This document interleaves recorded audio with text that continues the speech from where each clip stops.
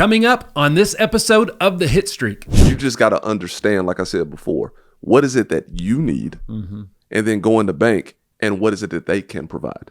And that has to match. A smile can do more than brighten a face. It can rebuild a life. Smiles for Recovery is a nonprofit restoring confidence and dignity for individuals recovering from substance use by providing free, compassionate dental care. Addiction often causes serious dental damage, leading to pain, isolation, and lost opportunities. Smiles for Recovery changes that. Through a growing network of volunteer dental professionals, they offer cleanings, extractions, and full restorations, empowering people to re-enter the workforce, reconnect with loved ones, and literally rebuild their lives. Every single smile tells a story of healing, strength, and second chances. You can be a part of that story. Whether you're a dentist, a donor, or someone who believes in second chances, your support changes lives. Visit smilesforrecovery.org to learn more and get involved. Together, we're restoring smiles and renewing lives. Whoa. Check this out. Some of the world's biggest success stories started with nothing. Just grit, hustle, and a story worth hearing. So if you've clawed your way up, if you've built something out of nothing, if you've got a story that people need to hear, folks, this is your shot. The Hitstreak isn't just a podcast. It's a platform not just for top performers, it's also a platform that takes real stories from underdogs, builders, and dreamers, and it puts them on the map. Your story, your brand, your breakthrough. Apply now to be a guest. We'll put you in front of millions of viewers worldwide.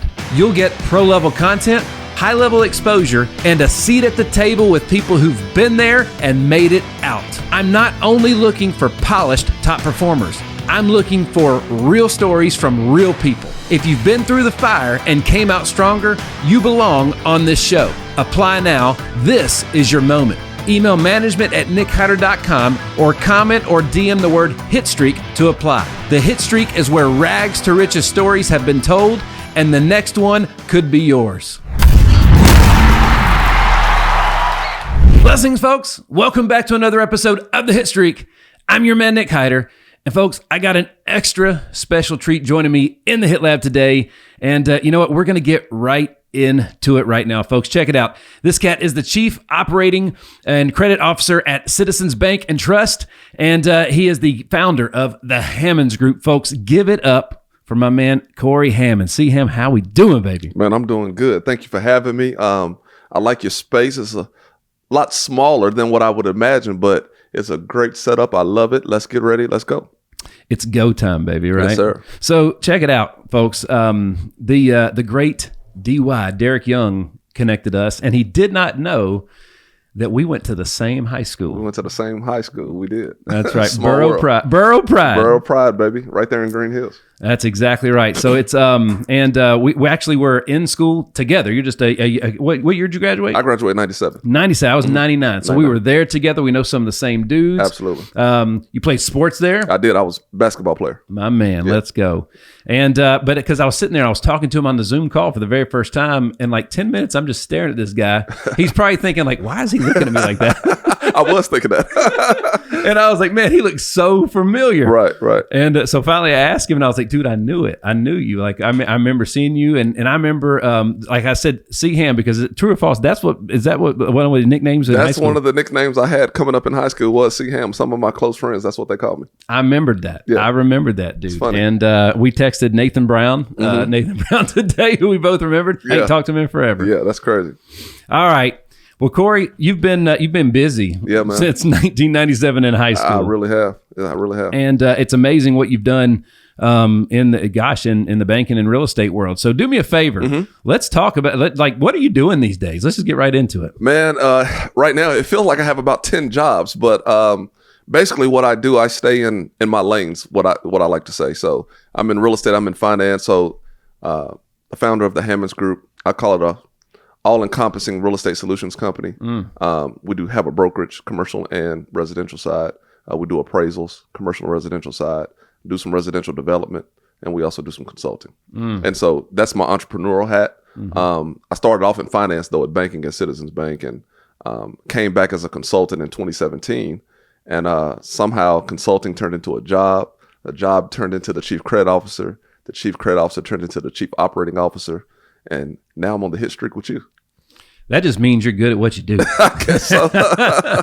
Well, Blessed and highly favored. So check it out. So like, how did you get it? Like, talk to me about the entrance into the banking world, and obviously like coming back as a consultant and stuff. That's not normally the career path most people take in the banking world, right? 100%. When did yours change? My career path from the get-go is not traditional.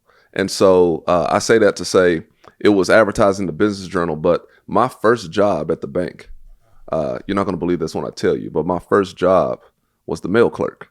What? My first job was the mail clerk. There was a little small black truck. It didn't have any AC in it. Oh, Lord. I used to drive around, deliver everybody's mail. But the good in that is I started to learn everybody. And I started to understand the dynamics of what was going on in the building from a people standpoint. Right. And so you make the right relationships. And sometimes in business, the right relationships are everything. And got an opportunity. And the opportunity presented itself. And thank God I was ready. You know, I always come back to it over and over and over again. Every year we're growing, we're learning new things. And it always comes back that the greatest currency on earth is relationships. Right. 100%. You know what I mean? And how you invest in those and everything. And one of the hardest things to do as you get older, you have kids and you know, because we spend every summer with Ethan's baseball team. You know what I mean? So not that that's a bad thing, but there's always relationships in business that we want to grow. Right. And you can only do that by investing time and equity into those relationships. 100%. But everybody that's anywhere, somebody gave them that shot. Yeah. Somebody gave them the shot. Somebody gave them the deal. Yep. Somebody gave them the job or the opportunity or whatever. So it like everybody on earth's success ultimately came from a relationship. 100%. I absolutely agree with that. Mine came from, I'll never forget this day. As I was coming up, working in different departments, one day I was sitting at a desk about how you sitting on size, and somebody slid a piece of paper in front of me. I said, "What do you think about that?" I looked at it. I said, "Wow, I don't have any of that." And they said, "I know, but I'm going to give you a shot." And then it clicked from there. And I was a mail clerk. This is a really funny story. Speaking of Green Hills and Hillsborough and the mall, I went to Back Rack. It was a men's clothing store in Green Hills Mall. On the bottom floor. On the bottom floor. I went there and I spent almost every dime I had on suits, ties, cufflinks, pants, shoes. I was the cleanest mail clerk you ever seen. I bet. And so that was one of those things that I did to, you know, bring the professional meter up a little bit. Stand out. Yeah, stand out. And, you know, so I guess that's part of what got everybody's attention. And, you know, I became a credit analyst that day. Wow. And so when I became a credit analyst, that was the opportunity that showed me business. Okay. Because in banking, the credit analyst, the underwriter, that person has to learn your business. I have to learn your business to know, can you pay me back? That's right. And so, you know, in banking and commercial banking, you know, it could be anything from a mom and pop to a small business to a nonprofit to corporate America. You have to learn all facets of all these businesses. And so when I did that, that triggered something in my brain. And I guess I was kind of training myself while I was doing my job at the same time. Well, it's, you know, excuse me. When we were growing up, you know, especially in a market the size of Nashville at the time, you had the banks that had the names on the side of the buildings downtown. Yeah. And then there was everybody else. Yeah. I remember right next to Hillsborough High School on the I don't even know what side is it, not across the street from the mall, but if you're facing the mall to the right, there was a small little bank branch right there on the corner that was like one of one maybe. And you know, you don't see those see those anymore. And like I was always drawn to the SunTrust or the Bank of America, the big dog. Yes, right. And but truth be told, the best relationship I had was with the ones that knew my name, like 100%. Like cheers, you know what I'm saying? It's the relationships. Yes. It's the relationships, like you said earlier. So in banking, it's no different from any other business. You want to go in and talk to somebody that know you. It's one thing for corporate America to do banking business, but 80-90% of America, that's not what they do. And so it's two things. You want access, right? And you want access to somebody who can make a decision. That's what community banking gives you. That is the primary difference between what you talk about one bank that looks like they're on the corner, and then one bank you see a branch all over the place. Yeah. Everybody has that story when you're talking to a loan officer or somebody who is selling you a dream. They're really just taking your paperwork and they're shipping it upstream. Okay. Right. But when you sit down and talk to me and some of my comrades, if we say we can do this, it's getting done. Let's go. Well, like, all right. So I don't want to spend the whole episode on it, but just a minute about talking about, like, Truist wasn't a thing not that long ago. Like, banks are merging, acquiring. Yes. There's a lot of brand changes happening. So what's the story with all that? Why was it not good enough? Well, the issue right now, there's a lot of regulatory pressure. I don't want to get too, down this rabbit hole, but a lot of banks, it's hard for them to survive. Okay. Under the regulatory scrutiny that's going on. Okay. Banks are highly, highly scrutinized from a compliance standpoint. Okay. And so it's hard to scale that way, And so the best thing to do, but in any business, of course, you buy something to build it, to sell it. Yep. Banks are the same way. So that's why you see a lot of mergers. That's why you see banks being acquired. Sometimes it's not by choice, but then sometimes it is. That was the business plan from day one. But you do have the regional, super regional, and then the global. Yeah. When it's all said and done, Corey Hammonds' opinion, that's kind of what the regulatory bodies and the people that that run this industry. Yeah. I believe that's what they want. That too big to fail type situation. Right. So that's what's going on right now. But there are some players. There's always a space for the community bank. It has to be. That's right. Because there's more people that need the community bank that do not.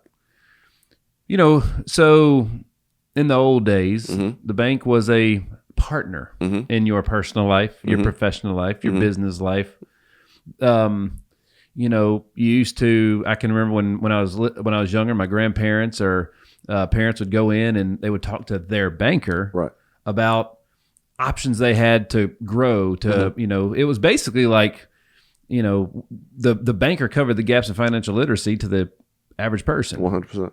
And the faces in the banks kind of changed as things grew and the models changed and everything else. And I guess we have a great opportunity right now through you to kind of label what it is the banks are working on doing to become that pillar of the community again, to be that trusted resource. Yeah. Because there's a lot of there's a lot of information that ain't necessarily flattering for the bank, like because they're I guess when you figure out the model that's always been there, we didn't know about it a long time, and maybe we do now. Maybe we're like, oh wow, is that really how it works? Yeah. What I mean? So I guess like what I'm asking you, Corey, is like, what's the bank's? Because this is one of the things I know you're really passionate about, is making sure that like the people that bank with the right banks are getting the access to the people and the decisions and the information that they need, right? What's something you're working on or excited about that you see the banks becoming that pillar of the community again? One of the things that we did as a partnership, it's a company called Operation Hope. It's a guy named John Hope Bryan out of Atlanta. He has a humongous nonprofit. And the basis of that nonprofit is what we call financial dignity, not financial literacy, financial dignity. A lot of people don't get the information that they need because they feel ashamed, so to speak. They're embarrassed to come in and tell. One person you do not lie to in life is your banker. Let's go. Do not lie to your banker, because you have to prove everything that you tell me on paper. Yep. You can't sell the banker a dream. And so with that being said, to become a pillar in the community from a financial aspect, you got to meet all the people where they're at. Some people are at different stages. Yeah. Right? A bank is not a bank, but that's how we get labeled.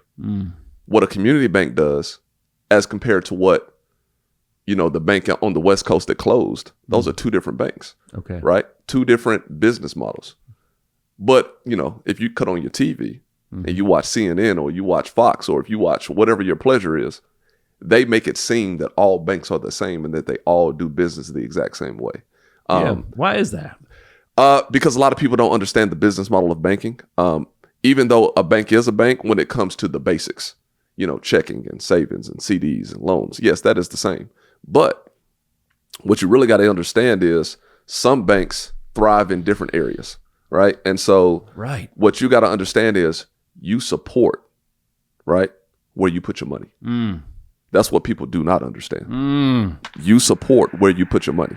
You know, the old saying, in the time we live in, consumers won't buy a shoe unless you give a shoe away. I won't buy your sock unless you give a sock away.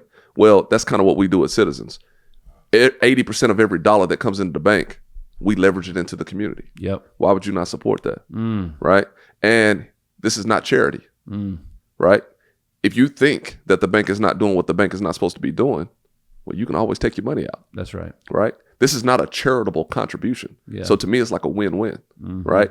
Put your money where it's safe and sound, but also help the community at the same time.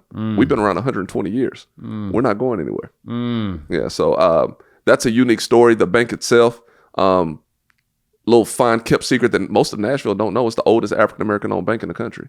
Really? Oh, absolutely. It's a historical landmark. Wow. Yeah, in North Nashville that a lot of people don't know about. So that's awesome. Yeah, so it's a pillar. It was started in 1904 just for the simple fact that we're talking about right now. Wow. People didn't have access. Wow. So at that time, it was called the 1 cent savings bank. Okay. It cost 1 penny to open up a checking account. That's awesome. Right? We had to meet the people where they're at, and we're still doing the same thing today. Hi, folks. I'm your man, Nick Hyder, and I just want to say a quick thank you for all of you, the millions of you tuning into the Hitstreak. If you have not already, subscribe to the Hitstreak on all digital platforms. Share your favorite episodes with your friends, your team, literally whoever needs a lift. We've built a worldwide audience of millions, and we're just getting started. Every episode, we're breaking down the playbook of top performers so that you can get to that next level too. We're literally getting the information from the people that have it to the people that need it by bringing on guests that everybody knows and some that not everybody knows yet. So again, thank you for being a part of this movement. Keep listening, keep sharing, and keep leveling up with the Hitstreak. Again, it's almost like it feels like so much change happened so fast that a lot of people had a hard time keeping up. And really, it was just certain. Here's my amateur opinion. All right, this is so basically like the big brands own the majority of the market share. Yep. And then they grew and changed, and maybe the upper end their model changed a little bit, but the community bank didn't. Right. But like that's because we were already with the big dogs. We got like it just. Even like the mortgages on some of the properties that I have, it seems like every 60 days we're getting bought out by another company. Exactly. And like it's a new name at the top of the letter. Oh my gosh. Yeah, that's just how it works, man. That's the business model of banking is really not intended to have that community bank feel. But what consumers and small business owners and even corporate, what they got to understand, every bank has its niche. Yep. That niche that bank has, it has to support what you're doing, right? If you're a small business owner, no disrespect to any bank in the city, some banks you should not step in as a small business owner. If you're a nonprofit, there are some banks that you should never go to do business with, right? If you are, a young, inspiring entrepreneur, there are some banks that you should not go in. Not that they're bad institutions. Yeah. It's just you don't fit their business model. So because we can't call them out right now, but how would somebody do research to figure out what bank is best for them in the world of payment processing? I learned that real quick. Yes. It's kind of like in the world of insurance. Certain insurance carriers have flagship products that are made for certain situations, certain type people and life circumstances. Yes. So like it's the same thing when it comes to payment processing. I learned real quick. It's like, oh, we were with the wrong bank. Yeah, it was 100%. real simple. That's how it works. So what I did in the world of insurance is we learned it and we became people's trusted resource to know enough about all the different carriers and whatnot to know what placement. Well, same thing in payment processing is who's the expert on knowing who has the most relationships with the best banks and knows what banks are best at what and can compare the customer to them people. Well, the great thing about banks, everything that a bank does is public record. Okay. Their report card is for the public to see. Got it. But the main thing is, in my opinion, you got to know what you need. You have to know what you need. Come on. And then you go shop, right? You interview the bank. Wow. If you're a small business owner and payment processing is a thing, well, you go in there and you drop the scenarios of this is what I need and this is why. This is the time frame I need it in and this is why. Then let the banker talk. And can they provide that? Oh, come on. Right? And if they can't, all right, go across the street, go to the next bank. That's right. But a lot of people make the decisions based on what they see. It's marketing. It's branding. I'm going to tell you another way people make decisions, because I've been guilty of it myself, is I'm like, man, I know I should go over there, but like I got 17 accounts. I got 17 credit cards and 17 debit cards. I'm going to have to checks. I got to change it all. You know what? Once you get, and that's the secret sauce of banking. Oh, and then it's like I got all these automated payments. Hey, listen, that's it right there. Oh. That's it right there. Once they know, it's a rule. Yeah. If you got 4, really above 3, any automatic payments coming out of your checking account, it takes an act of Congress, a miracle, to get you to change it and bring it across the street. Usually, a banker can actually piss you off, make a mistake. Have you ever, had some fraudulent activity on your account? I'm dealing with some this morning. Exactly. And sometimes if behind the scenes, some of it is the bank's fault that they didn't do. But you know what? It's a headache to move it over. It's a bigger problem than the problem I'm facing today. And that is one of the things that we're trying to solve is what is some type of form of software or process, right? That's what I'm saying about you got to know what you need, right? The bank has to know what you need. So when you come in, it should be something that, man, you should be able to, it's technology, even in 2025. You should be able to push some buttons very, very quickly to be able to transfer all that stuff over. That's right. That's what should happen. Man. But at the end of the day, is it coming though? It absolutely is coming. It's because every bank has the same problem. Yeah. Right. And so, but at the end of the day, know what you need, and then you go interview the bank. Wow. Right. And it's not just everybody has a savings account. Everybody has a checking account. Everybody has a CD. Everybody has a loan. Now they'll wrap it in a pretty box and put a different bow on it, and they'll call it something crazy. Yeah. But at the end of the day, it all does the same thing. So know what you need, and then get access to the person that has the autonomy to make a decision. All right. So folks, there's so many directions we could go with here. We could go all the way as far out and far-fetched as crypto in the banking world and digital currency and everything else. But I feel like Corey is, he has the unique ability to speak to the majority of the population. Yes, sir. Which is probably not dealing in cryptocurrencies Correct. and whatnot. I am the majority of the population. Me too. Let's go. So, all right. So let's just get right into it then. I got a 16-year-old son, right? He's got a savings account that we opened for him years ago. He knows how much is in it. He tracks that, but he don't know what to do with it. Right.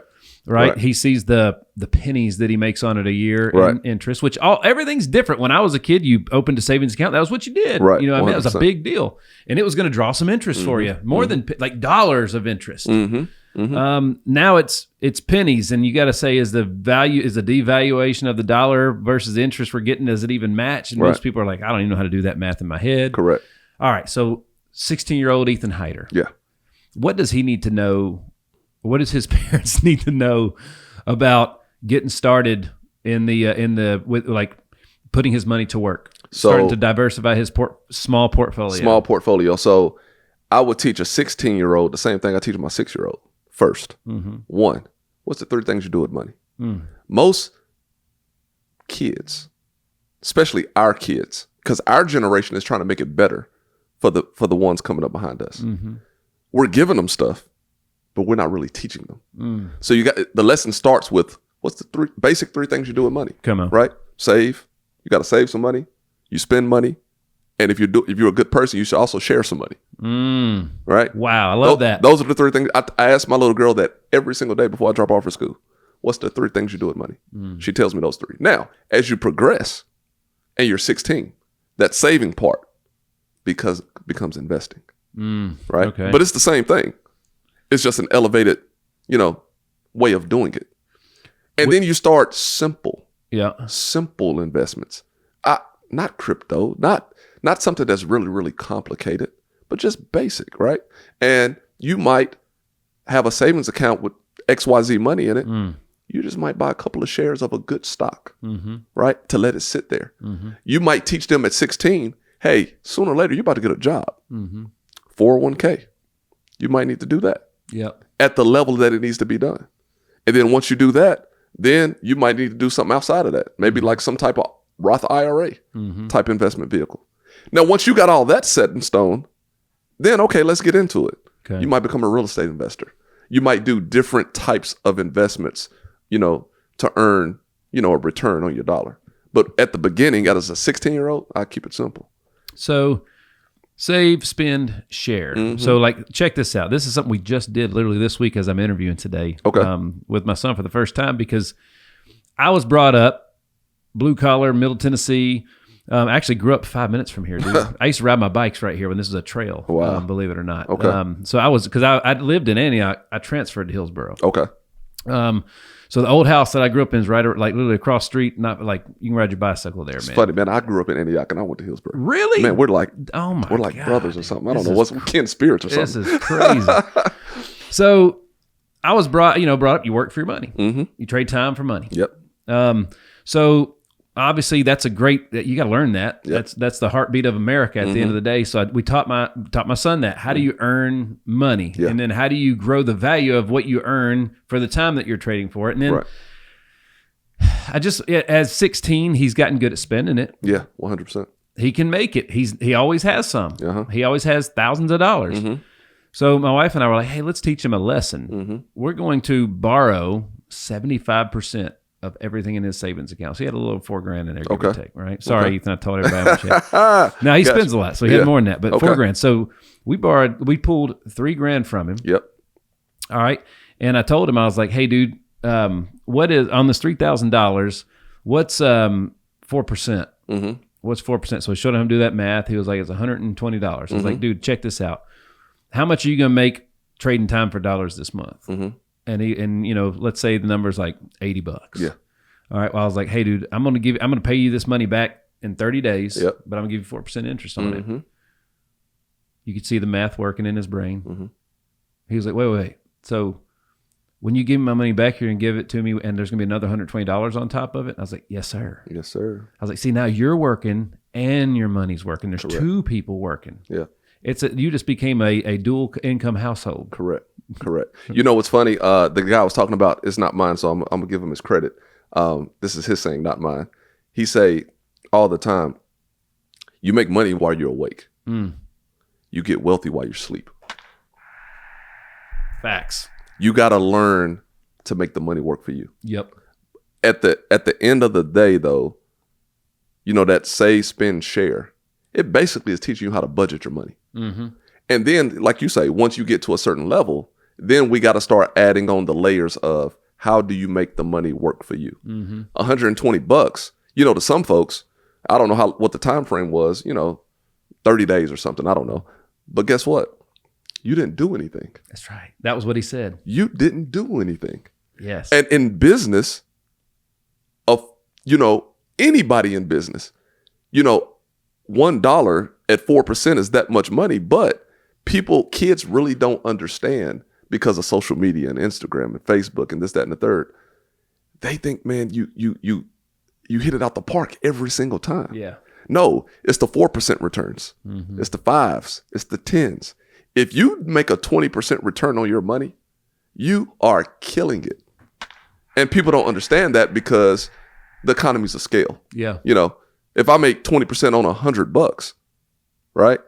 I made $20. That don't sound like a lot of money till you start to multiply that. That's right. Compound. So, the compound interest. So what you just taught him was magnificent, because if he got that at an age of 16, imagine what he's going to do when he's 26. When he's 36. Oh, absolutely. And I want to teach him, because now it's like we didn't necessarily need to borrow that money from him. It was just to teach him an example, right? So technically he don't have access to see his bank account. Technically it might still be there. Yeah, absolutely. But it's just the idea of it. So then the next month I'm going to say, all right, man, well, where can you, I don't need your money this month. Who does? Yes. Who does? Right. So it's just teaching them that. And check this out, business owners. I get approached with a lot of business opportunities. And the most common, I did it when I first started, is I built the business to feed myself. Yes. I built the business to pay my own bills. Yes. It's not investable at that point. Correct. Right? Because think about what we just said. If your money can work for you. So I invest in businesses so that my money can bring money back while your business is operating and I'm doing my own thing. So if your business can only pay you, there's not room for me. You're not investable yet. I literally had this conversation with a brilliant young entrepreneur last week. And it's like, if you have to live off everything that you make, there's nothing for me yet. Yeah. There's nothing to invest in at this time. The hardest lesson that entrepreneurs and business owners have to learn is this. If that's the case, at that point, you don't have a business. You either got a service that somebody pays you for, or you have a hobby. That's it. Because if you're not making if you can't pay yourself, which most entrepreneurs, that's the hidden gem that most entrepreneurs don't understand. Yes. You're the last one to get paid. That's it. So at that point, that's a hobby. You're chasing a dream at that point. Yep. When you can pay yourself, but you're the only person in the room. Yep. You have a service. That's right. Now, you get to the business standpoint when you can go on vacation and the business is still churning. That's it. Right? That's when it becomes investable. That's the American dream. That's right there. the American dream. And I don't care what level you do it at. Yep. When you can walk away and the business is still ticking, you think Citizens Bank stops when I go on vacation? Nope. Absolutely not. Nope. And so you think the Hammons group stops when I go on vacation? Facts. Absolutely not. So that's the three levels. You got hobbies, you got service, and then you got business. And as an entrepreneur, you need to understand the three.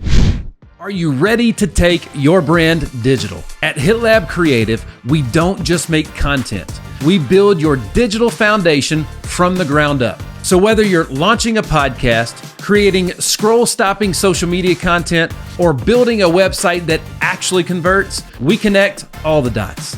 Podcast production, CRM systems, content strategy, data analytics, branding, it's all under one roof. Because in today's world, content without strategy, it's just noise. And you're here to make an impact. So if you're ready to launch smarter, grow faster, and create with a purpose, it's time to team up with the HitLab. Visit hitlabstudio.com/studio-time and let's build something that lasts. Because the HitLab is where digital strategy meets data-driven content creation. Let's take 16-year-old Ethan. So he's 16 years old. He's learning to invest. All right. Now, he's like his dad. He wants to be the only boss he wants to be is the New York Yankees. Outside of that, he wants to be his own boss. Right. Okay. So as let's say 16-year-old Ethan it's 4 years from now, and whether he's in school or not, he's got his little side hustle. He's got a little business. He's cutting grass, whatever it may be. Whatever it might be. Yeah. So how would he go about leveraging the bank to be the true partner that it could and was meant to be? Yeah. What would be like some things that he might consider? So first, he would have to come in and tell me, sit down with me and say, this is what I'm trying to do. This is what I'm trying to learn. Okay. Right. And then I will come back and say, that's great. Here's what I have for you. Right. One, at 16, you're about to get a job. Right. Outside of, and I'm talking about a W-2 job. Yep. Well, I need to sit you down and really show you how to budget money. I really need to show you that save, spend, share on another level, right? I really need to teach you that. The second thing is, you need to really start saving because you're probably about to go to college. Yeah. You're going to need some spending money, right? You might not understand this at this point, but your parents might not always be there. So you got to make sure you got that nest egg ready, right? The other thing and that's probably where I would keep it, but then I would hit them with this. This is what I tell all kids when they're 16. This is what I ask anyway. I said, if money wasn't an option, if I walked into you, what's his first name again? Ethan. Ask Ethan this. Ethan, if I had a blank check in my back pocket, right? How much money do you need for the rest of your life? Usually a 16-year-old, oh man, about 100,000. Yeah. I'm like, no, man, that's not even close. That's right. And I mean, how much do you need for the rest of your life? I'm talking about take care of your parents, buy any car, any house, any vacation. Usually they'll say something like that. I said, no, try about 100 million. Right? Now, Ethan, here's the secret sauce. What would you get up and do the next day? What would you get up and do the next day? Because now it's not about money. 9 out of 10 people I ask that to can't answer that question. Yep. Because whatever that answer is, that's your purpose. Yep. Get up and go do that. That's right. Get up in life every single day and go do that. That's right. And do something every single day, every goal, every yearly goal, every monthly, hourly, whatever goals you make, is to do that. Man, you are just all over something that's extremely important. I want to stay right here for a second because, I didn't dream. The running joke, it's literally what Tom Brady said in that documentary about him when he's sitting through the draft, not getting drafted. Fourth round, fifth round, sixth round comes, and he said, he literally looks at the camera. He's like, yeah, like I'm sitting here thinking like I'm gonna have to go like sell insurance or something. Well, I came to that conclusion too. Right. I failed at everything else, right, and ended up selling insurance. So I did insurance because it was a way to create the opportunities to do what I actually wanted to do. Absolutely. So it's kind of like what I think that it's the unwritten rule in Hollywood when you're making movies. It's like, do two for them so you can do one for you. 100%. That passion project. Yes. And that's kind of what it was for me. It's like, I actually fell in love with the business, the industry, the people. I learned a ton of valuable things. That was literally the launching pad for all the life that we're doing today. Correct. It was incredible. But I would have never, I don't think there's any kids that stand up on career day in school and say, when I grow up, I'm going to be in insurance. Absolutely. Right? But it was a means to an end, but I knew I didn't want to do it forever. That's the key. It's a means to an end. Yeah. And so. End is the key word. Yes, absolutely. So what you have to do, and I can circle back to what you said earlier, you're going to do some things in life that's going to teach you things. You're going to get experiences that you even never planned for. Yeah. But then maybe even in insurance, you garnered a lot of relationships along the way. And you might be talking insurance to somebody, and then you might be having a conversation, and they'll take you to a whole nother lane that you never even thought about. That's right. That's life. Those are the experiences, but those are the opportunities that present themselves to people. It's the end is the key because when we were younger, we literally reinvented ourselves every year. Okay. There was all these huge milestones in the first 18 years of life. Yeah. Walking your first steps, graduating kindergarten. Correct. Freshman year of high school, driving a car. Yeah, absolutely. Graduating high school. And then all of a sudden you get to a place in life where you get that job where you don't change every year. Yep. And the growth just stops. Yes. You stop evolving as a human being. Yep. There's personal development gone. You get caught up in the rat race. And that's it's not supposed to be that way. No, it's not. What I do personally and what I teach some folks or if they listen, you got to have goals, right? I plan my life in 5-year increments, right? But what I get up and do every day is to accomplish those goals that nobody sees. Nobody should see your goals. That's right. Don't tell nobody, right? They'll try to talk you out of it, even if they love you, right? They'll put their fear on you. But every day, write down some goals. Every week, write down some goals. Because what'll happen is when you go home, when you wake up the next day, the next week, the next month, you accomplish something. Yeah. And then you look up, because you know how it is. It feels like we was in high school yesterday. It does. And 5 years goes by, then 10 years. But if you don't set the goals, you will be caught up in a rat race. Man. Because you don't realize, oh man, 10 years done passed me by. Yeah. But if you're accomplishing something, you're still doing the same thing from age 1 to age 18. Wow. Yep. You're doing the same thing. You have to take that same mindset. You're an athlete. Yes. You got to do the same thing as an adult. The reason that I brought that up and the reason it's relevant today is because, let's just say I'm going to throw my dad under the bus for a second. Sorry, Pop. But it's true. He's 76 years old this year. And first of all, Dad is in unbelievable shape. Yeah. People are going to expect that from me. It ain't happening. Yeah. He's an anomaly. But if I was to ask him, Dad, what's the biggest, changes in the banking world in the last 10 years? No, probably not even, hadn't even thought about it. Right. What I would say is there's financial literacy, which is incredibly important, but there's financial literacy 20 years ago, financial literacy now, and everything in between. So the people that are the most financially literate are financially literate today. Yeah. And they could tell you all the changes that have happened in the world of banking. Yes, correct. You know what I mean? So at the end of the day, and the you already said it, the information's public. Yes. And the reason why it's easier today, I guess, is because you have access to more information with the internet, unlike your dad. So back in those days, that's trial and error. You make a mistake, you learn from it, you don't do it again. Right? And you probably didn't have as much money, most folks. Yep. Right? And so you're a little bit more tight with it. Yeah. And so what happens is you just have to use the information that's readily available to you, right? And then you can come on the Hitstreak and sound like a expert, That's right? But don't lie to your banker though, That's right? right. Sooner or later, people give a lot of advice and a lot of information. I got an old saying, if I don't see you doing it, you can't give me advice on it. Not at all. Never trust a skinny chef. Absolutely. You can't be an obese doctor or an obese nurse, but at the same time, the foundation and the principles of banking has never changed. It's never changed. It's all the same.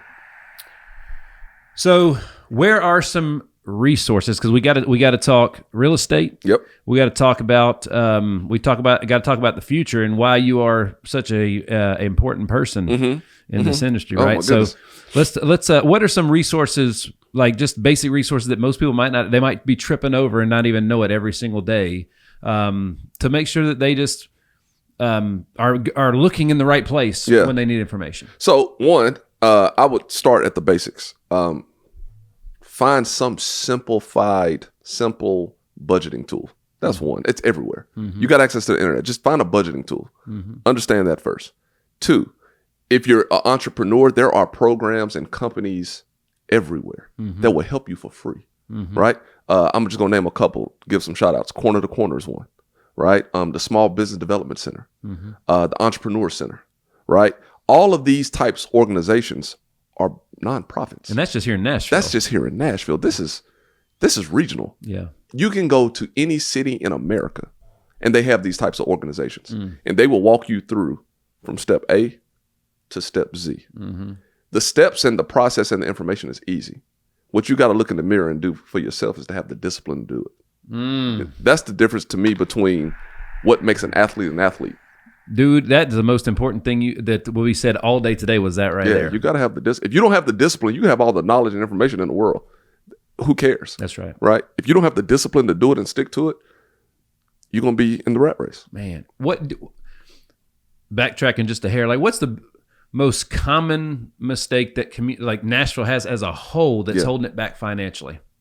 Is it just education information? Yes, it's giving everybody access to the information at your son's age. Because if you watch Kevin O'Leary on Fox News or CNN or whatever, at the end of the day, what they're talking about, I don't know what they're talking about at the end of the day, or maybe I do, but most people don't. Imagine this, man. Rewind back to middle school. Let's start in middle school. Okay. I'm a part of an organization called Junior Achievement in Middle Tennessee. Okay. I stumbled upon this organization because I was getting a tour. They have what they call BizTown and what they call Finance Park. One is entrepreneurial. The other one is real life simulation. But they have built an entire city in a warehouse in 100 Oaks. Wow. It's the craziest thing you've ever seen. So anyway, my whole goal was, when I introduced myself to them, was this needs to be taught in every single school in America. So that's what I mean by access to the information. If you get access to this when you're 13, when you're 14, 15, and so on and so forth, a lot of times people don't get it. Then they're 35. Yeah. Right? And then they went to college and they got all the credit cards. What's the first thing you do when you get out of college? As soon as you get a job, you want to go buy a car. Yep. Right? Oh, boom. And you don't understand interest. Yep. And they hit you with 10, 11%. And then your car, you don't understand value. And the car is upside down as soon as you drive it off the lot. Yep. You usually, with good intentions, when you finally wake up in life, you've bumped your head so many times. And a lot of times you don't make enough money to dig out of the hole you dug yourself in. That's it. So you got to get it early. Man, it's speaking about the car and whatnot, it's so hard. I don't know. I think because I think I messed up my credit score before I was even old enough to have one. You know what I mean? Me too. I'm still fighting. Me too. Golly, I'm the banker. I know what it was. I know exactly what it was. I was 16, 17, whatever. Express thought it would be a good idea to give Nick Hyder a credit card. 16, exactly, 17. I think it was Jensen. I think I had about $200 or $300 worth of clothes, and then just didn't pay it. Yeah, didn't pay it. I didn't know. I was like, oh man, I got the clothes. What do I need to pay? I didn't know. First credit card I got, I'll never forget this. I called 5 of my friends. Said, "Come on, we're going to this concert." So we went to Hickory Hollow Mall. I bought everybody outfits and just swiped it all on a credit card. 45, 60 days later, I was like, whoa. Yeah. Right? It's in reverse of what you was teaching your son. Yep. Oh, no, they're charging me. Yes. At 20 some odd %. And I didn't know, like, one of the most mind-blowing things that I ever saw, and I was older when I bought my first house, okay, was when I saw the actual schedule for 30 years on that mortgage and how much of the payments for the first half of that 30 years. We get that. Wasn't going towards me we or get my that. home. We get that. Yeah, we get that. Crazy. It makes so much sense why it's positioned that way. But man, like, my decision making would be so much different if I knew how it actually worked. And that's the key, man. It's really teaching folks prior to. Like student loans, I signed all these papers. I had no idea what I was signing. Nobody knows it. Nobody knows. Even the parents most of the time don't know what they're signing. They sure didn't know. But what they're doing is they just think no matter what, I got to give my kid this opportunity. And dude, it wasn't even like when I took out the student loans, like I was being considered. It was just like, hey, here, sign here and you're in. You know what's crazy? When I first walked in the building, me, your wife, and Dale, guess what we all had in common? What's that? None of us went to college. That's awesome. None of us went to college. Yep. And so now that doesn't mean we was not educated. That's right.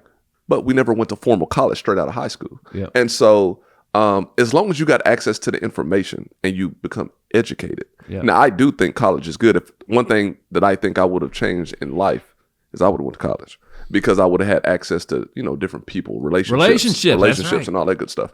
But, some people are just working class folks. Yeah. And they can grind their way through and get it done. But yeah, to answer your question directly, I believe if people have access to that information, simple stuff, budgeting, how does money work? The basics of interest, right? Simple interest, compound interest, just the basics. You can take those basic skill sets and knowledge and apply it to anything in life. Are you ready to transform your business and unlock new revenue streams? At Processing First, we empower our partners with cutting-edge payment solutions and unparalleled support. We're more than just a one-size-fits-all payment processor. We're relationship-driven. By leveraging our extensive network of banking partners, we match you with the ideal bank to ensure that you receive the most competitive rates and deliver an exceptional experience for both you and your customers. Join a network that values transparency, efficiency, and growth. With our state-of-the-art POS systems and competitive processing rates, you can offer your clients the best in payment technology while boosting your own profitability. Why choose Processing First? Innovative solutions. Stay ahead with our advanced payment processing tools. Dedicated support. Our team is here to assist you every step of the way. Lucrative opportunities. Enhance your income by providing top-tier services to your clients. Don't settle for less. Partner with Processing First and take your business to the next level.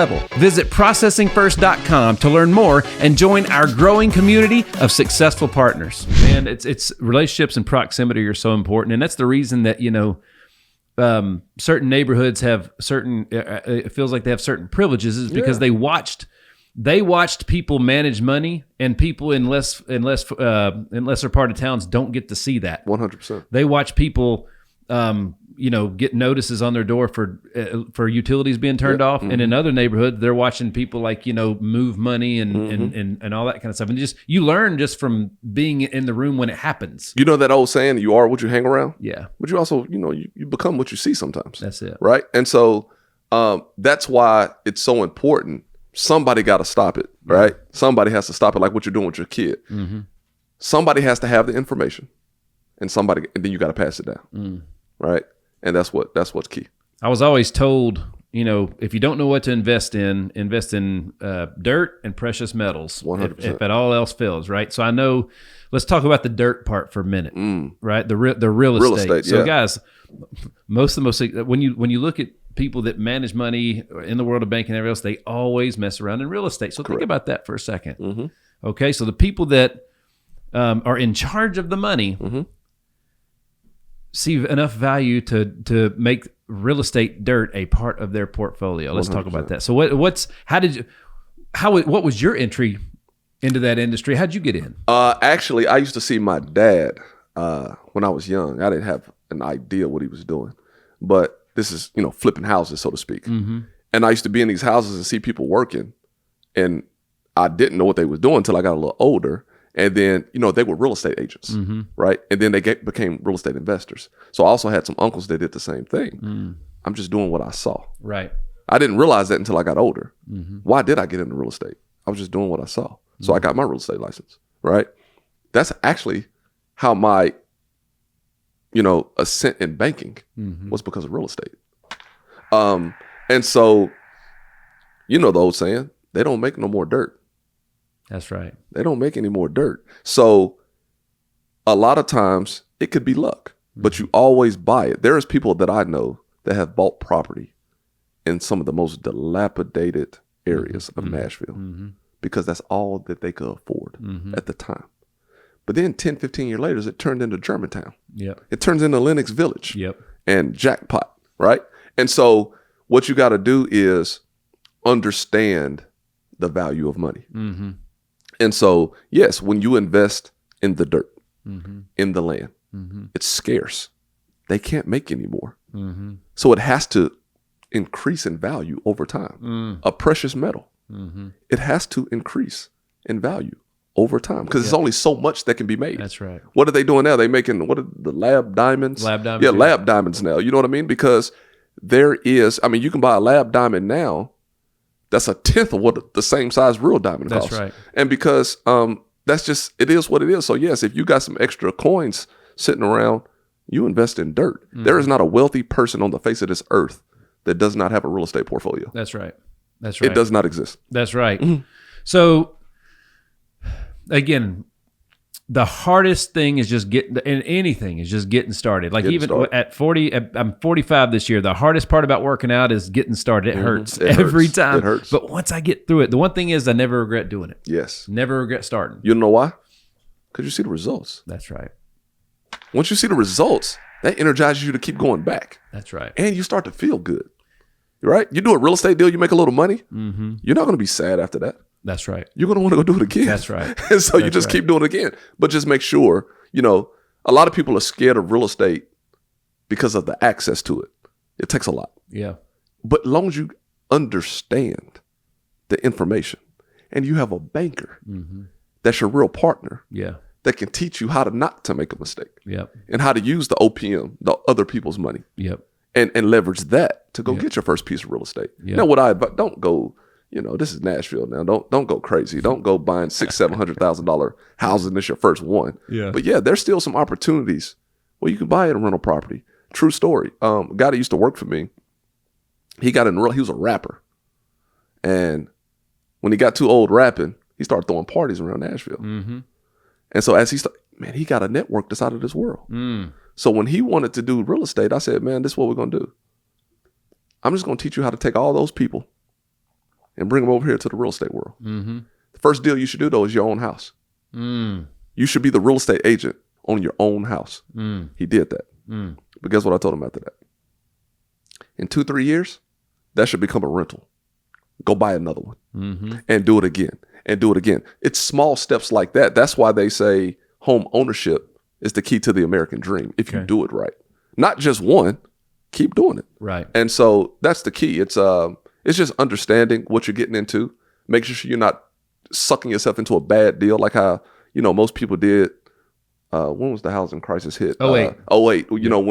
When you had this adjustable rate, they gave you 1%. Yeah. And then all of a sudden it flipped to 12% in 5 years, and now you can't afford it. As long as you understand the paperwork, like the student loan piece, then you'll be good to go.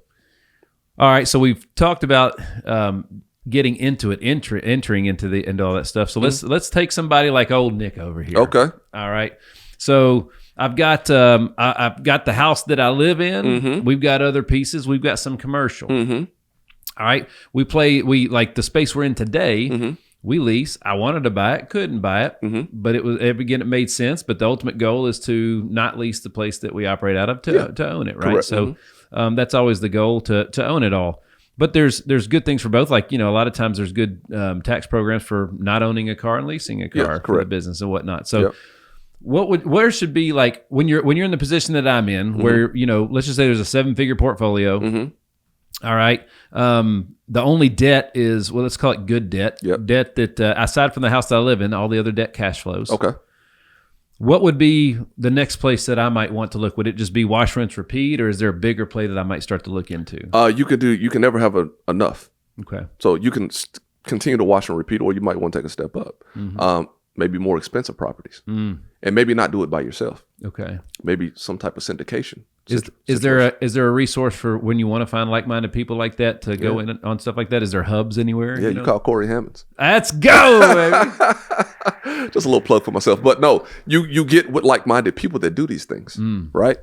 It's what we talked about earlier.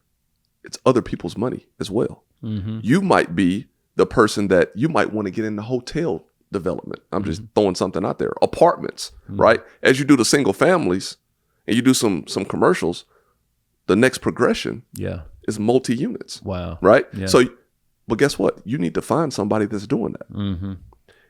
A lot of times when you get into these deals, apartments, it might be a 20-unit apartment. You don't put all your money up for that. You might find a group of friends, y'all go in on the equity, right? And then go to the bank and, get the rest, right? You start there. And you never know what it can progress into. Right. And that's how real estate investors and developers, that's how they start. A lot of times they do their owns, the ones and twos, right? The 1 doors, 2 doors. Yep. But then eventually they go into syndications, where it's basically just 4 people of like mind that has some extra cash. They go in on a development or real estate investment together. That's usually how it works. Got it. And then you take that, right? If you did 20 doors, right? 20 units, that's, that could be the same equivalent of 10 houses in one property. Then you just keep multiplying. You keep doing the same thing over and over again. That's it. Yeah. That's it. Right. Same thing with commercial. That's it. Right. We're in a strip mall, so to speak. Yep. Right. You can lease one space in it. You can find one that's a condo and own one space in it. Yep. Or you can own the whole thing. Yep. Or better yet, you could develop the whole thing. Right? That's right. So it's just an elevated mindset that, once you do the foundation, like I said before, the foundation and the principles are the same. People need to understand when it comes to banking that each bank is its own, has its own identity, has its own in-house programs. Yep. There's a big difference between one steakhouse and 100%. another one. Yeah. And obviously if you're, I would say that steakhouse marketing is not geared at vegetarians. Correct. Correct. So understanding who you are in the big scheme of things and being able to vet those things out. So I'm sure people come to you all the time and there's scenarios of, you know what, man, this is the bank that you need to, there's probably a lot of referrals and. Yeah, sometimes it is. I do it a lot actually. So Citizens specifically, we have our own niche, right? Our primary market is serving the underserved and the underbanked. It's really more knowledge-based, giving out the information. That doesn't mean, though, we can't serve corporate America and small business and nonprofits. Our niche is anybody that supports that mission. That's the reason why you bank with us. Now, you do have folks that come in and mostly it's corporate type. Yeah. Right? Or somebody, I'll be honest with you. Hey, I know a guy across the street at XYZ Bank. They might have a better program that I have to offer right now. And vice versa. Somebody might call me, Corey, we only lend in a box at the big boys. Like we can only do things a certain way. Yeah. Right? But I know you can be very, very flexible. Yep. Right? You can be very creative in your financing structure. Shout out to Joan Fleming. She's my SVP of residential mortgages.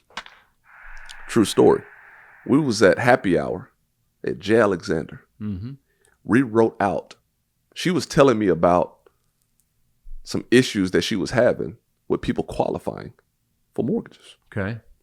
And because she's a vet in the business, they should be able to have access to this, that, and the third. And we wrote it out on a napkin.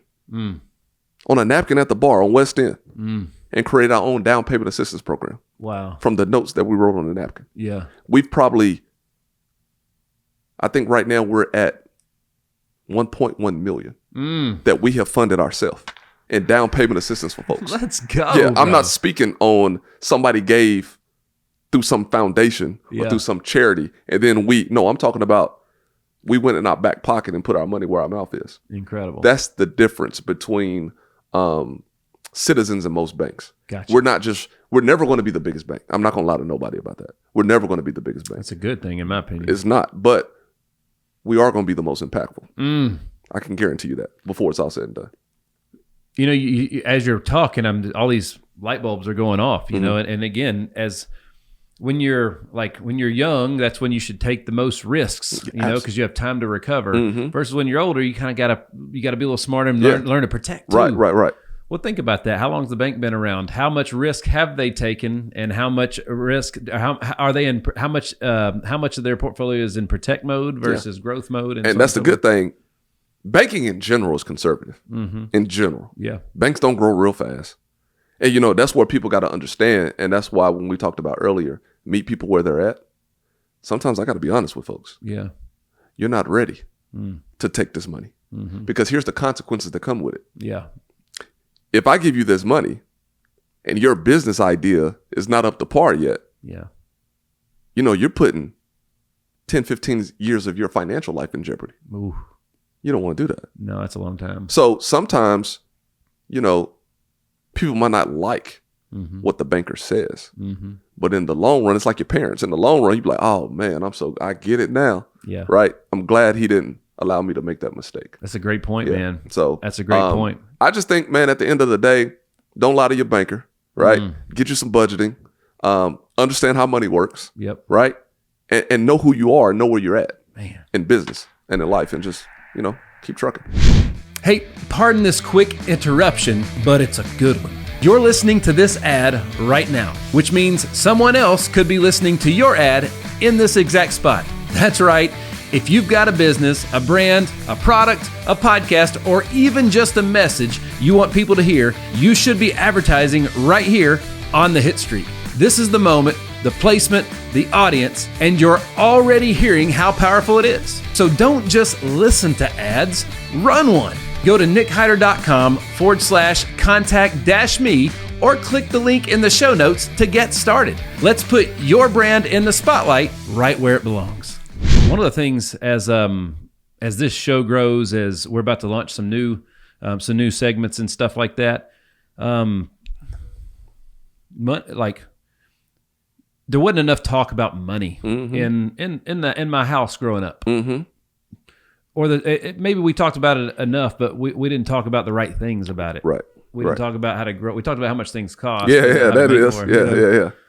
More, And a lot of times money is the villain. Yeah. Correct. You know, it gets villainized, and people that have money are villainized. I want to make sure that, like, you know, for the last few minutes that we have together today, first of all, I'd like to bring you back almost consistently for updates. Let's do it. Let's do it and have an ongoing money segment. I mean, I'm just going to be like, all right, so I know where I want to grow, and there's probably a lot of people that are right where I'm at, in a similar 100%. Spot, and we're going to grow in front of everybody. Let's do it. Let's do it live right here on the Hitstreak. You know what I'm saying? So I was actually on a radio station one time, and it was a little nerve-wracking, a little sweat situation where they let the people call in live. Oh wow! And just put you on the spot. You got to answer the questions. Yeah, but it's real life. That's right. What needs to happen. That's what happens. That's what does not happen at those dinner tables. That's right. Right? It's most people know the cost of everything, but the value of nothing. It's a lot of problems, no solutions. Absolutely. So once you stop complaining about the cost of stuff, learning the value of stuff, your mindset changes, man. That's right. It really does. It changes, and then you start to learn, and then you start to pass that knowledge down. And as you keep doing that, man, we'll change the whole entire world. It's, again, just having access to understand what people are doing. Like I was in my 40s when I realized that the people that were the best with money weren't looking for tax deductions; they were looking for tax credits. And I was like, "Wait a minute, what is a tax? I didn't know there was a tax credit. What is that?" You know what's funny? That's hilarious. Most small business owners, they look for tax write-offs. Yes, and I'm broke on paper. But then they come to me, "Hey man, I need XYZ money." Yeah. Okay, cool. Let me see your tax returns. You made $20,000? Yeah. What do you think you qualify for? That's right. Yes, you can't do that. I can't buy a house either. You can't do anything. I can't get my financing for my kids' school. And if you find some financing, it's going to be at a rate that's going to make you go home and cry once you pay the first bill. But yes, so it's that journey. It's, hey, get the information. Talk to somebody who's done this before. Yeah. If you want to start a business, understand tax implications. Yeah. Right? You know, I tell people, hey, look, man, paying taxes, that's a rich people problem. And you want to have that problem. That's right. You want to have that problem. That's right. Right? You don't want a tax refund. You do not want a tax refund. You borrowed money, right, for free. Yep. You let somebody borrow money from you for free. That's right. That makes absolutely no sense. And you let the richest entity on planet Earth borrow it for free. And you let them borrow it for free. Yeah. And they got a history of taking your money and screwing it up. Yep. They got a history of that. I don't care what your political affiliation is. Facts. All of them do it. Facts. All of them do it. And so, you just got to learn the basics, the principles, the fundamentals, and then, come talk to Corey Hammonds down at Citizens Bank, and I'll give you these gems, and we can do this all day. Jensen, there was a I never forget it. Ren and I were sitting in the room in the back, and the house that we're in now, we could afford it about 3 years prior from when we bought it.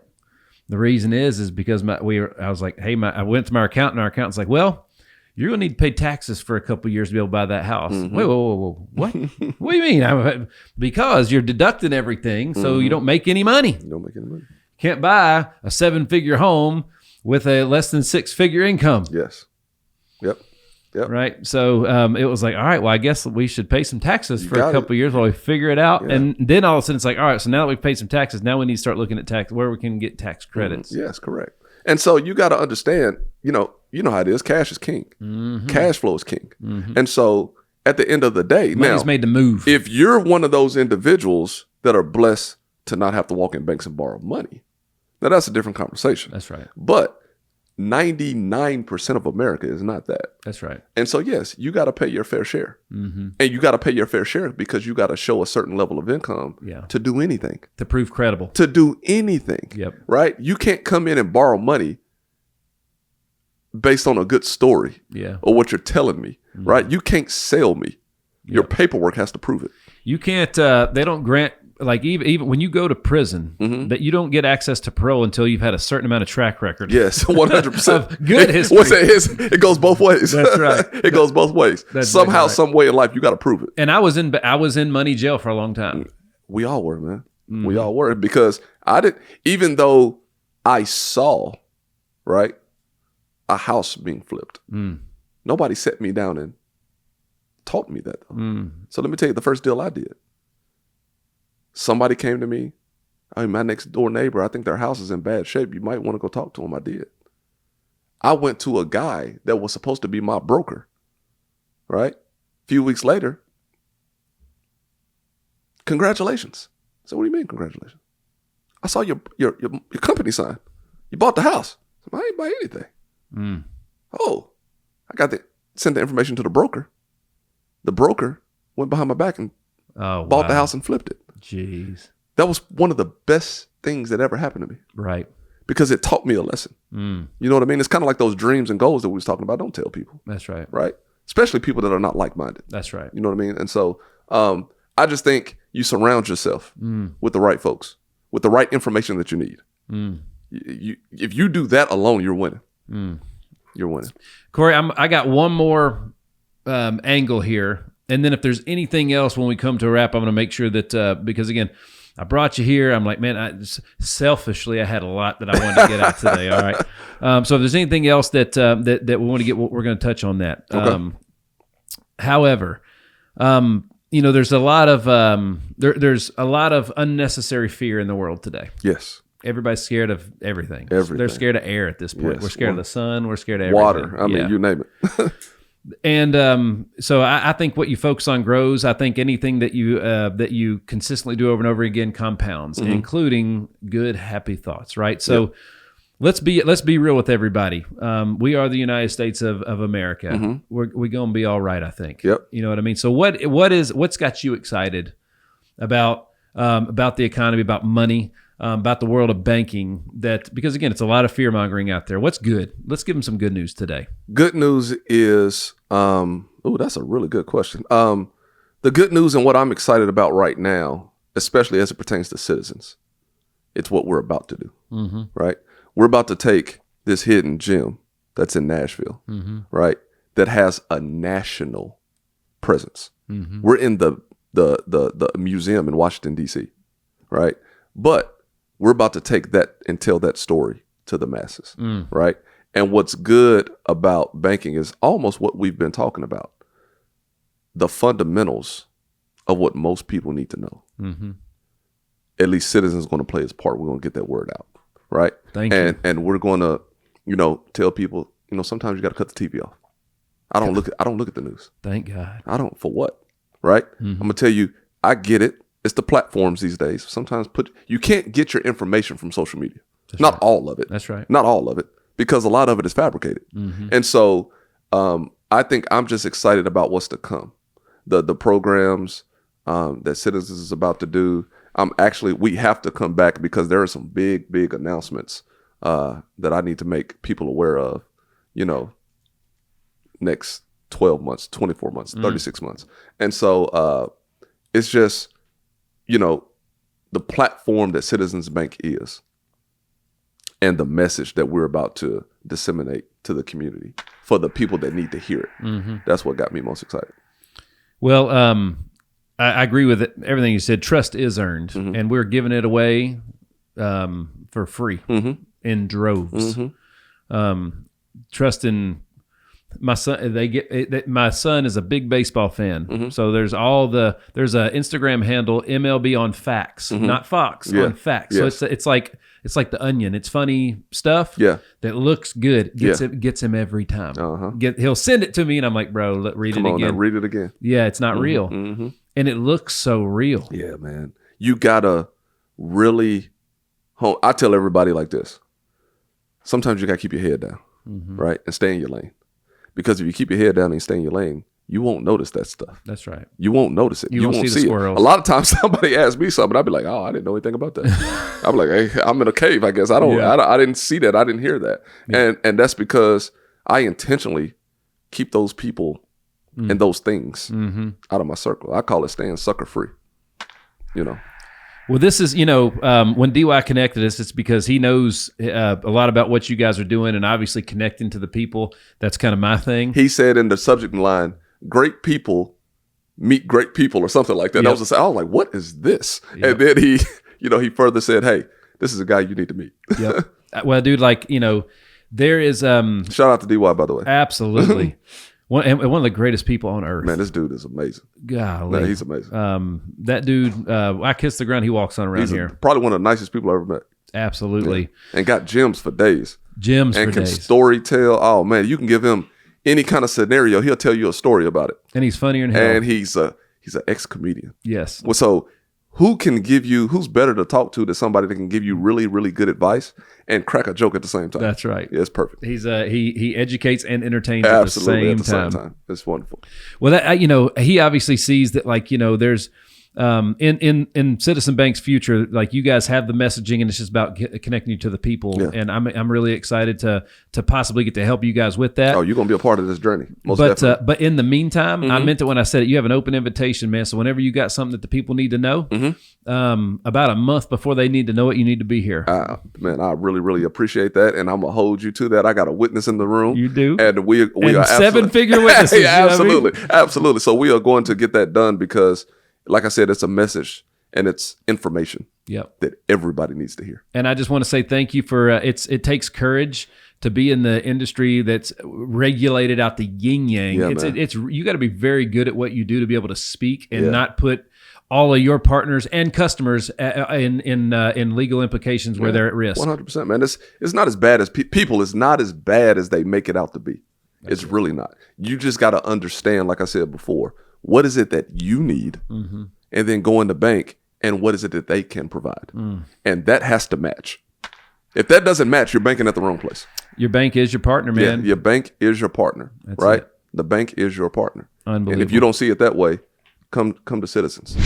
Finding the right health plan can feel overwhelming, but it doesn't have to be. Backed by over 12 years of experience and more than 20 national and local awards, Team Hyder is here to help you navigate your options and choose a plan that fits your family's needs and your budget. So whether you're looking for individual coverage, family plans, or even Medicare options, Team Hyder brings expert guidance with heart. Visit teamhyder.com today to schedule your consultation and get the coverage that you deserve. If you want to connect with Corey, and I believe that you should, check him out online at bankcbn.com, at thehammondsgroup.com, and on Instagram at Hammons Real Estate, and at Citizens Bank 1904. Corey, is there anything else you'd like to leave everybody with as we bring this sucker to a close? Man, I just think I'm going to tell everybody, and this might sound crazy, but I'm going to tell them what I tell my 6-year-old little girl every day, right? Understand the 3 things about money.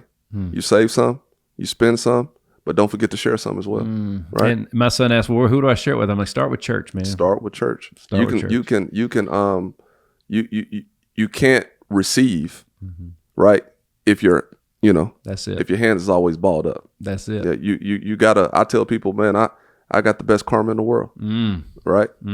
So, that's it. That's what I leave them with. Hopefully somebody takes it and does something with it. Save, spend, share, but also it's continuing education. What did you learn new about saving? What did you learn new about smart spending? And what did you learn new about sharing today? Absolutely, because there's levels to it. That's it. Get the basics first and then level up. Let's go. But it's still the basics, the foundation is the same, but then there's different levels to it. Well, Corey, you are, again, somebody I'm extremely happy to reconnect with just because, you fill a lot of holes for me, man.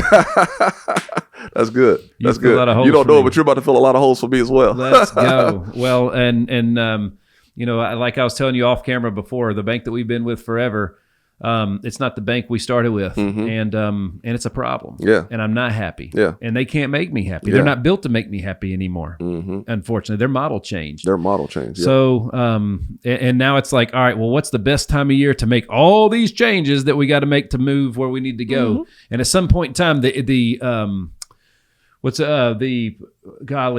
not, what am I trying to say right here? It's, the timing's bad. Yeah. Right. So eventually the timing ain't going to be as much of a problem as the problem is. Correct. And if you believe it, you'll always come up with an excuse why the timing is bad. That's it. Because it's inconvenient. They inconvenient. That was the word. It's inconvenient. Lord, when you got to do something that's inconvenient, you can talk you going to the gym. That's it. Right. Oh man, I didn't get enough sleep last night. Yep. Man, no, you got to get up and still do it. It's inconvenient, but at the end of it, you won't regret it. You will not regret it. You're going to feel good about yourself. I will not regret being able to call somebody on the phone and talk to them. It's like, oh, hey, Nick, I'm glad you called today versus Mr. Hitter. Yes. Mr. Hitter. No, it's Hyder, man. Yeah, Dadgummit. Exactly. Yeah. The guy that has my money don't even know how to pronounce my name. Don't even know your name. Ain't that crazy? Drives me crazy, That dude. is unbelievable. Or even worse, Mr. Hitler. Yeah. Whoa. Yeah, Whoa. That's unbelievable. Yeah, how can you manage my money if you can't read, man? Yeah, exactly. Well, Corey, dude, seriously, this was awesome. I needed this. I appreciate you. Everybody needs this. Yeah, man. Everybody needs this. So I'm excited we got to bring this to life. We got to connect people. They need the knowledge, man. Yeah, they need the information, and we can make it fun at the same time. Let's go. Let's go. Yeah. Folks, once again, the Chief Operating and Credit Officer at Citizen Savings Bank and Trust and the founder of the Hammonds Group, folks, the man himself, Corey Hammonds. Thank you, baby. I appreciate you, man. Good, sir. I had a pleasure. Well, folks, thanks again for tuning in to another episode of the Hitstreak. I'm your man, Nick Hyder. God bless.